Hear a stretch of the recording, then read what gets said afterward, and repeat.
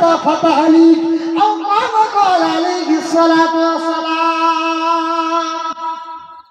নবী পাক বললেন, হয় আলেম হও না শিক্ষার্থী হও, তা না হলে শ্রোতা হও, তা না হলে আলেমকে ভালোবাসো, বন্ধুত্ব করো, তাদের খেদমত করো, সেবা করো।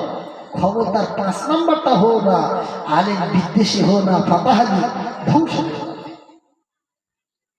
তাহলে আমাদের ভালো রাখতে হবে কোন দিকে? কোরআন। কেন?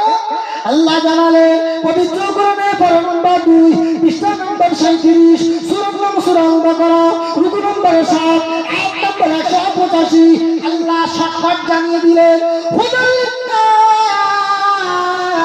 বান্দা বান্দা তোমাদের কাছে আমি আল্লাহ কোরআন দিয়েছি, এই কোরআনটা দিয়েছি হেদায়েতের জন্য, পথ প্রদর্শক হিসাবে। এখন গাইড বুক তোমাদের জীবন বিধান ইহার ভিতরে আছে, ফলো করলে কামিয়াব হবে। এই কোরআন কোন কোরআন? সেই কোরআন যে কোরআন আল্লাহ পাকের দরবারে লৌহে মাহফুজে সংরক্ষিত। যারা বলুন সুবহানাল্লাহ। কোরআন খুললে সূরা ফাতিহার পরে সূরা আল বাকারা কি লেখা আছে? বিসমিল্লাহির রহমানির রহিম, আলিফ লাম মিম। এর মানে তাৎপর্য যা কিছু আমার আল্লাহ ভালো জানে।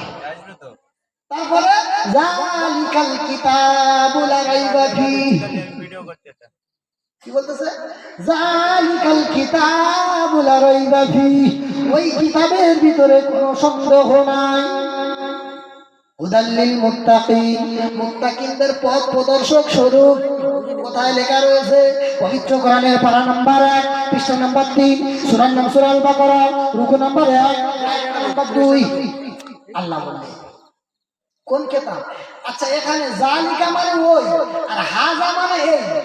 আরবি মানে জালিকা মানে ওই, আর হাজা মানে এই। তাহলে লেখা রয়েছে জালিকাল কিতাবু লা রাইবা ফিহি, ওই কিতাবের ভিতরে কোনো সন্দেহ নাই। তাহলে কিতাব তো এই। তাফসীরের ভিতরে রয়েছে জালিকাল কিতাবু লা রাইবা ফিহি, ওই কিতাবের ভিতরে কোনো সন্দেহ নাই। ওই কিতাব বলতে কোন কিতাব? আমার আল্লাহ সুন্দরভাবে ঘোষণা করে দিলে পবিত্র কোরআনের পারা নম্বর 30 পৃষ্ঠা নম্বর 38 সূরা আল বুরুজ রুকু নম্বর 10 আয়াত নম্বর 21 থেকে 22 আল্লাহ সুন্দরভাবে ঘোষণা করে দিলেন, বাল হুয়া কুরআনুম মাজিদ ফি লাউহি মাহফুজ। সেটি হলো সম্মানিত কোরআন, মর্যাদাপূর্ণ কোরআন, বরকতপূর্ণ কোরআন, ইজ্জতময় কোরআন, যেটা ফি লাউহে মাহফুজ, যেটি সংরক্ষিত আছে ছিল লৌহে মাহফুজে। এই কোরআন হলো সেই কোরআন। যারা বলেন সুবহানাল্লাহ। যদি বলেন কি করে ঠান্ডা মাথা বুঝবেন, আপনার কাছে মোবাইল আছে, কোন মেসেজ যদি আপনি আপনার ফোন থেকে আমার ফোনে পাঠিয়ে দেন, আপনার ও হাতে থাকবে না, টোটালটাই চলে আসবে। হ্যাঁ, ওই রকম বাল হুয়া কুরআনুম মাজিদ, সেটি হলো সম্মানিত কোরআন ফি লাউহে মাহফুজ, যেটি লৌহে মাহফুজে সংরক্ষিত আছে। তাহলে এই কোরআন সেখানে আছে, আল্লাহ সেখান থেকে আল্লাহ পাক টুক টুক টুক টুক করে হযরতে ফারিস্তা জিবরিল আমিন আলাইহিস সালাতু ওয়াস সালামের মারফতে আল্লাহ পাকের নবী তাআলা আল্লাহ পাকের নবীর দরবারে আল্লাহ পাঠিয়েছে। এই কোরআন হলো সেই কোরআন। ও সোনা মানিকেরা, জন যুবকেরা, ছেলেরা, বাচ্চারা, কোরআন সম্পর্কে শিক্ষা আজকে একটু শিখে যান। অন্য কিচ্ছা কাহিনী তবে সময় পেলে শেষে বলবো, ঠান্ডা মাথায় বুঝবে। এই কোরআনটা তবে সবার ভিতরে ঢুকবে না, বলো গোটা বাংলায় সবার ভিতরে প্রবেশ করবে না। যদি বলে কিরকম? নবী পাক বললেন, মান ইউরিদুল্লাহু বিহি খায়রান ইউফাক্কিহু ফিদ্দীন ওয়া ইউলহিমুহু রুশদাহু আও কামা ক্বালা আলাইহিস সালাতু ওয়াস সালাম। আল্লাহ পাকে যাকে চান তাকে দিলের গভীর জ্ঞান দান করে, সৎ পথের দিশা, সৎ পথ তার হৃদয় উদিত করে দেন। জোরে বলুন সুবহানাল্লাহ। আল্লাহ পাক চাইলে তবে সে ব্যক্তি কামিয়াব হবে, ঠিক কিনা? ও সোনামানিকেরা, যখন যুবকেরা, ছেলেরা, বাচ্চারা, আমার আল্লাহ আরো জানিয়ে দিলে কোন বান্দাকে, কোন গোত্রকে, কোন মানুষকে, কোন জাতিকে যতক্ষণ পর্যন্ত পরিবর্তন করি না গো, ততক্ষণ পর্যন্ত সে নিজে নিজে না পরিবর্তন হয়। যতক্ষণ পর্যন্ত নিজে নিজে না পরিবর্তন হয়, আমি আল্লাহ জোর করে কাউকে পরিবর্তন করি না। তাহলে পরিবর্তনের ইচ্ছা করার দরকার আছে না নাই?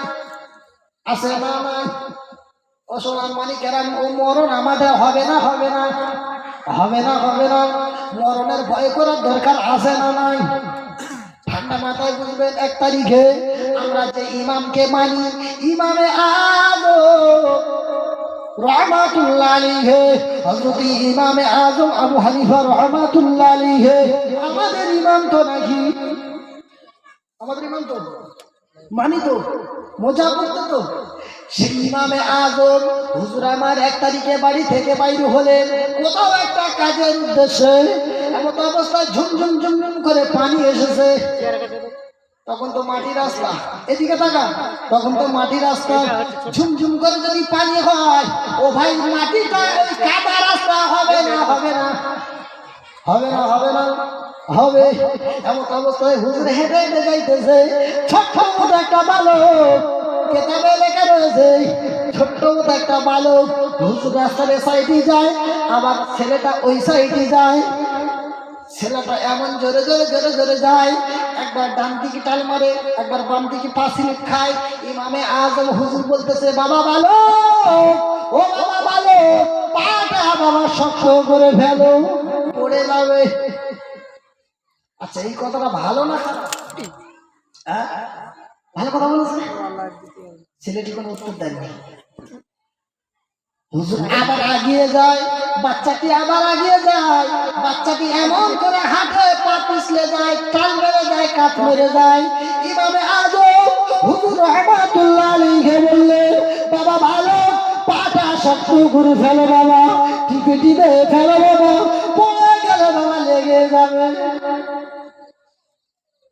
আচ্ছা, এটা আমরা যদি, নাতি যদি এরকম হাঁটে, দাদু বলবে না, বলবে না? বলবে। তাহলে ছাত্র হাঁটতেছে, শিক্ষক বলতেছে, তাহলে ও তো ভালো কথা বলতেছে। কোন উত্তর দিলেন না গো। তৃতীয়বার আবার বললেন, বাবা ভালো, কথাটা গুরুত্ব দেন, ও বাবা ভালো, পাটা বাবা শক্ত করে ফেলো। বালক কি বলতেছে, হুজুর আমি পড়ে যাই, তা আপনার কি হয়েছে? আপনার পাটা শক্ত করে ফেলো। কি বললেন? হুজুর আমি পড়ে যাই, তা আপনার কি হয়েছে? আপনার পাটা আপনি শক্ত করে ফেলুন। সোনামানিকেরা, জন যুবকেরা, ছেলেরা, বাচ্চারা, মহাজনেরা, হুজুর পাটা মজবুত করে ফেলো বাবা, পাটা শক্ত করে ফেলো।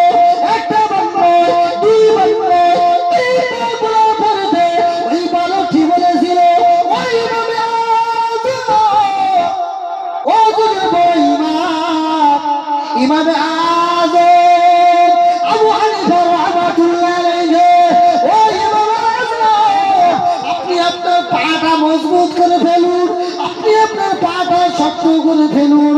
কারণ হলো, আমি ভালো, আমার পা যদি স্লিপ খায়, আমার পা যদি স্লিপ খেয়ে পড়ে যায়, আমি যদি মাটিতে পড়ে যাই, কাদা যদি গায়ে লেগে যায়, আমার একার ক্ষতি হবে।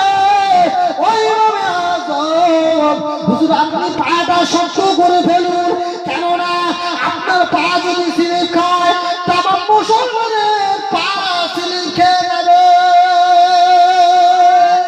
চিন্তা হবে না? সুবহানাল্লাহ। ঠিক যে হুজুর আপনার যে লেখা কিতাব, মসলা মাসাইল, তো হুজুর আপনার যে ওই কিতাব দেখে তামাম মুসলমানেরা তাদের মসলা মাসাইল ঠিক করে। হুজুর আপনি আপনার লেখাটা, অর্থাৎ আপনার সেখানে যেন পিছলে না যায়, বেঠিক না হয়, ভুল না হয়, এখানে যদি স্লিপ খেয়ে যায়, তামাম মুসলমানের যারা আপনার কিতাব ফলো করে তাদের পা স্লিপ খাবে। হুজুর তার জন্য দোয়া করলেন, আল্লাহ বাচ্চাটিকে জাহান্নাম থেকে মুক্তি দিও, জোরে বলুন সুবহানাল্লাহ। এমন একটা জিনিস কারো ছাড়বে বলে মনে হয় যে 1 তারিখে নবী হযরতে মুসা আলাইহিস সালাতু ওয়াস সালাম হুজুর আমার নূর পাহাড় থেকে আপনার কিনা বলে আল্লাহ পাকের সাথে সাক্ষাৎ করে বাড়ির দিকে আসতেছে, রাস্তার মাঝখানে হযরতে ফারিস্তা আজরাইল আলাইহিস সালাতু ওয়াস সালামের সাথে দেখা। আজরাইল ফারিস্তা আলাইহিস সালাতু ওয়াস সালাম সালাম দিলেন, আসসালামু আলাইকুম ইয়া মুসা কালিমুল্লাহ। ওয়া আলাইকুম আসসালাম ইয়া আখি ভাই আজরাইল আলাইহিস সালাতু ওয়াস সালাম, কি খবর? বলতেছে আমার যা করণীয়। ও ভাই আজরাইল, হযরত আজরাইল ফারিস্তার কাজ কি কি জান কার্য করা। আর হুজুর বলতেছেন, আল্লাহ যদি আজকে একটু সময় দিতেন।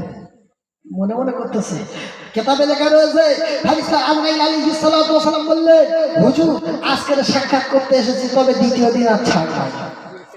কি বললেন? আজকে সাক্ষাৎ করতে এসেছি, দ্বিতীয় দিন ছাড় নাই। হুজুর বললেন, যাক আল্লাহ তুমি যা করো ভালোর জন্য, জোরে বলুন সুবহানাল্লাহ।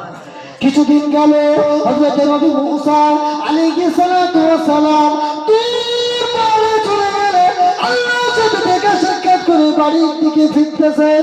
এমন অবস্থায় দেখতে পাওয়া যায় রাস্তার সাইডে অপরিচিত 5-7 জন ব্যক্তি কবর খনন করে। কি খনন করে? কবর খনন করে। নবী মুসা আলাইহিস সালাতু ওয়াস সালাম জিজ্ঞাসা করে, ও আল্লাহর বান্দারা, ও ভাই তুমি এখানে কি করো? বাবা কি করো? ওই সময় বললেন, হুজুর আমরা এখানে কবর খুলতেছি, একটা মাইয়েতের কবর, একটা আল্লাহ পাকের বান্দার কবর খুলতেছি। হুজুর বললেন, কবর খনন করা তো সওয়াবের কাজ, তবে আমাকে কি একটু তোমরা শরীক বানাবে? আমাকে একটু কাজে কি অংশীদার বানাবে? আমি তোমাদের সাথে কি একটু কাজ করতে পারি? কেননা আমি নবী মুসা আল্লাহ দরবারে সওয়াবের আশা হয়। বললেন ঠিক আছে। তাদের সাথে কবর খনন করা শুরু করলেন। কবর খনন করা শেষ হয়ে গেল। অবস্থায় দেখতে পাওয়া যায় বর্তমান সময় আমরা যদি কবর খনন করতে যাই, একটা মাপ থাকে তো নাকি লম্বা চওড়া থাকে তো।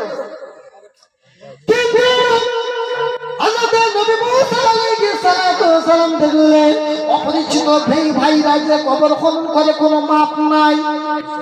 আবার মনে মনে করে আমার এলাকায় মানুষ মারা গিয়েছে আমি জানি না, কবর খনন করা হয়। যাই বা হোক, যদি হয়তো হোক, কেননা আমি তো তোর পাহাড়ে গিয়েছিলাম আল্লাহর সাথে সাক্ষাৎ করতে, কথা বলতে, তবে ভালো কাজে একটু শরীক হয়ে যায়। কবর খনন করা সমাপ্ত। এমন অবস্থাতে হযরত মুসা আলাইহিস সালাম বললেন, ভাই আমার বড় মায়া লাগে, আমার বড় কষ্ট হয়, আমার বড় মায়া লাগে, আমার বড় মনে ব্যথা পাই। কারণ হলো তোমাদের কাছে তো কোনো মাপ নাই, কোনো বাড়িও নাই, পিতাও নাই। যে ব্যক্তির জন্য কবর খনন করা হয়, সেই ব্যক্তিটার যদি কবরটুকু যদি ছোট হয়, তাহলে তাকে শোনার পরে আবার তোলানো হবে, আবার খনন করা হবে। হায় রে, কতই না কষ্ট হবে। বাবারা, তোমাদের কাছে কি কোনো মাপ আছে? আমাদের কাছে কোনো মাপ আছে বললো নেই। হুজুর বলতেছে, বাবা তাহলে যে ব্যক্তি মাইয়ে ধরেছে কতটুকু কি বলতে পারবে? অপরিচিত ব্যক্তিগণেরা বলল, তবে শুনে রেখে দেন, তার মাপটা আমাদের আনতে ভুলে গিয়েছি, তবে শুনে রেখে দেন, প্রায় লম্বা চওড়াটা অধিকাংশ অনুরূপ, আপনি যেমন তেমনটা। কি বললেন? মাপটা লম্বা চওড়া হুজুর আপনার মতো এরকম 19 কোটি হবে। হুজুর বললেন, তাহলে তাকে শোনানোর আগে আমি একবার, আপনারা যদি অনুমতি দেন, আমি একটু চেক করে নিই, যাতে সুবিধা হয়। কথা বলতে গেলেন, আমাদের বর্তমান সময় অনেক সাহসী ব্যক্তি আছে, কবর খনন করার পর একবার শুয়ে থাকে ঠিক আছে কিনা।